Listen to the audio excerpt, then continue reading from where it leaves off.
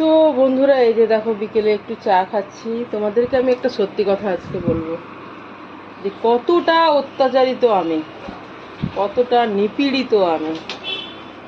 আর সত্যি কথাই খুলে বলবো, শোনো। আমার এই মেয়ে দেখো এখানে আসে,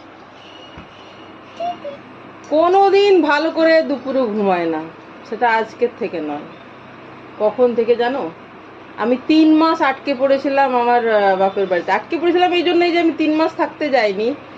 প্রথম যখন লকডাউন হয় তখনও কত ছোট ভাবতেই পারো। এ দেখো 2020-তে নাকি না, আমার বাপের বাড়িতে আমি 3 মাস আটকে গেছিলাম। তখন সব কিছু বন্ধ হয়ে গেছিল, এই সেই।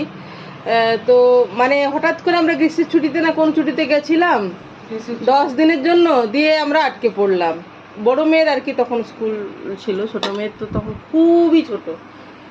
তখনও ওখানে দুপুরবেলায় আমি কোলে নিয়ে এদিক ওদিক ঘোরাফেরা করতাম, ছোটবেলায়ও। আর আজকেও পর্যন্ত সেই সেম, দুপুরে কিছুতেই ঘুমাবে না। কিন্তু আমার এটা লাইফস্টাইল চ্যানেল, আমি ডেলি ব্লগ দিই, শোনো। তো তাহলে দেখতে পারবে যে আমি সকাল থেকে আমি আমার বাড়ির সব কাজ আমিই করি। তো সকাল থেকে আমি কাজ করি, আমার তো দুপুরবেলা একটু তো রেস্ট পাওয়া দরকার, বলো। তখন কি দেখবো বলো তো, একটু যদি শুয়ে যদি ফোনেই দেখি, ঘুমাই যদি না, তাও তো শুয়ে উঠতে ইচ্ছে করবে না, উঠে দৌড়াতে ইচ্ছে করবে ওর পেছনে।